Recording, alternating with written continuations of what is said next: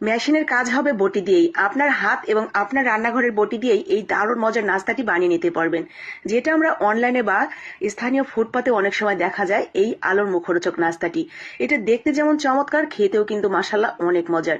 বিশেষ করে ছোট বাচ্চারা এটা দেখলে খাবেই খাবে।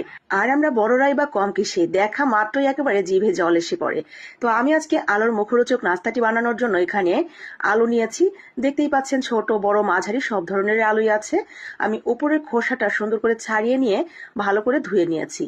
এরপরে এই যে শাসলিকের কাঠিগুলো, এই কাঠিগুলো একটু শক্ত হাতে ধরে একটু সাবধানতা অবলম্বন করে আস্তে আস্তে আলুর এই মাথা থেকে ওই মাথা পর্যন্ত আমরা সুন্দর করে গেঁথে দিব, যাতে শাসলিকের কাঠিটাও না ভেঙে যায়, আবার সুন্দর করে কাঠিটাও ঢুকে যায়। তো এইভাবে প্রত্যেকটা আলুর মধ্যে কাঠিটা দিয়ে একটা বটি নিয়ে দেখেন আমি কিভাবে কাটছি। জাস্ট এইভাবে ঘুরিয়ে নেবেন।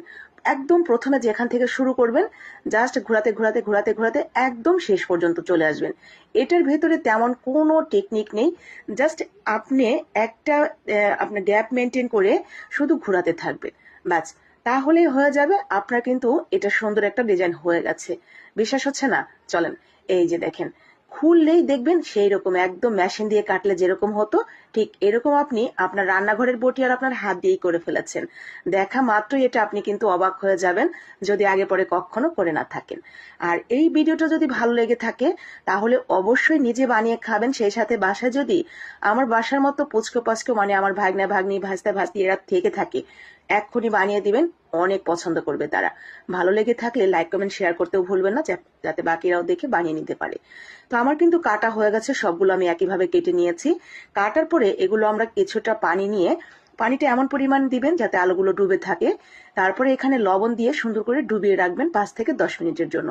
লবণ পানিতে দিলে আলুটা একটু নরম হয়ে যাবে, লবণ লবণ হবে, ভেতর থেকে খেতে ভালো লাগবে। এরপরে এখানে আমরা নিয়েছি চালের গুঁড়া। আর চালের গুঁড়ার সাথে মশলা টশলা বাসায় যা আছে সব কিছু মিশিয়ে দিবেন। এত কিছু চিন্তা ভাবনা করার দরকার নেই। চিলি ফ্লেক্স এবং লবণ দিতে ভুলবেন না। আর বাদ বাকি আপনার যা মন চায় এখানে মশলাপাতি যোগ করে দিবেন। এরপরে সুন্দর করে পানি দিয়ে ব্যাটারটা ঠিক এরকম করে আমরা গুলিয়ে নিয়েছি। এখন ব্যাটারের মধ্যে সুন্দর করে কোট করে নিয়ে এগুলো তেলের মধ্যে ভেজে নেব। একটু ডুবো তেলেই ভাজতে হবে, নয়তো মচমচে হবে না।